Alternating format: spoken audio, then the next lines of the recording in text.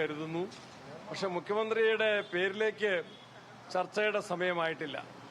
4-ാം തീയതിയിലെ result വരട്ടെ.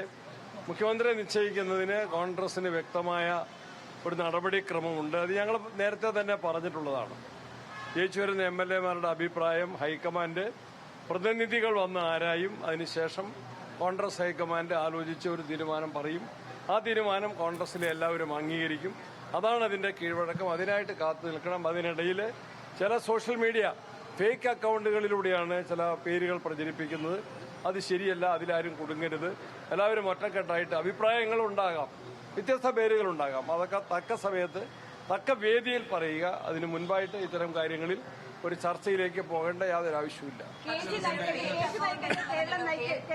Case നയിക്കട്ടെ എന്നുള്ളതാണ് ഇന്നലെ സുധാകരൻ ഇട്ട ഫേസ്ബുക്ക് പോസ്റ്റ്. കൃത്യമായ ഒരു രാഷ്ട്രീയ അജണ്ട അതിനുള്ളിൽ പതിയിരിക്കുന്നുമുണ്ട്. മുതിർന്ന നേതാക്കന്മാരെല്ലാവരും അത് പറയേണ്ട ഒരു സമയമായിട്ടില്ല. ആർക്കെങ്കിലും അഭിപ്രായം ഉണ്ടെങ്കിൽ അത് പറയാം. പറയേണ്ട വേദികളിൽ പറയാം, പറയേണ്ട സമയത്ത് പറയും. ഇപ്പൊ അതിന് സമയമായിട്ടില്ല. പക്ഷേ ഇത് ഒരാളല്ല, കേസിന്റെ ഭാഗത്ത് നിന്നുണ്ടാകുന്നു. അതോടൊപ്പം തന്നെ ഞാൻ പറഞ്ഞത് ആരുടെ ഭാഗത്തു നിന്നാണെങ്കിലും അത് ഇപ്പോൾ അസമയത്താണ്. കാരണം 4-ാം തീയതിയിലെ ഫലം വരട്ടെ. ഫലം വന്നു കഴിഞ്ഞിട്ട് കോൺഗ്രസ് ഹൈക്കമാൻഡ് അതിന് വേദിയൊരുക്കും. ആ വേദിയിൽ പറയണം. പരസ്യമായിട്ടല്ല, മാധ്യമങ്ങളിലൂടെ അല്ല, സോഷ്യൽ മീഡിയയിലൂടെ അല്ല ഇത്തരം നിലപാടുകൾ വ്യക്തമാക്കണം. അത്തരം കാര്യങ്ങളിലേക്കൊന്നും ഞാൻ അഭിപ്രായം പറയുന്നില്ല. അതെല്ലാം സമയത്ത് ആലോചിച്ച് ഉചിതമായ തീരുമാനമുണ്ടാകും.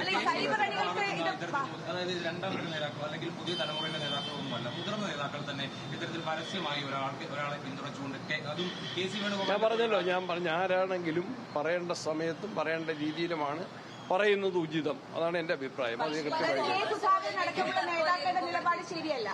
അതല്ല നമ്മളിപ്പോ പറയേണ്ടത്. ജനങ്ങളുടെ മുൻപിൽ കോൺഗ്രസ് വളരെ യോജിച്ച ഒരു നിലപാടാണ് സ്വീകരിക്കേണ്ടത്. ഉൾപാർട്ടി ജനാധിപത്യമുള്ള ഒരു പാർട്ടിയാണ് കോൺഗ്രസ് പാർട്ടി. അതിന് അവസരം കിട്ടും.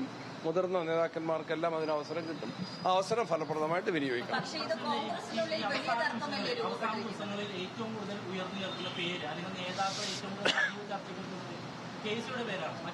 ഞാനൊരു പേരിലേക്ക് ഇപ്പൊ ഞാൻ കിടക്കുന്നില്ല. ആ പേരുകളൊക്കെ പല പേരുകൾ വരാം. ആ പേരുകളൊക്കെ സമയത്ത് ചർച്ച ചെയ്ത് ഉചിതമായ തീരുമാനം.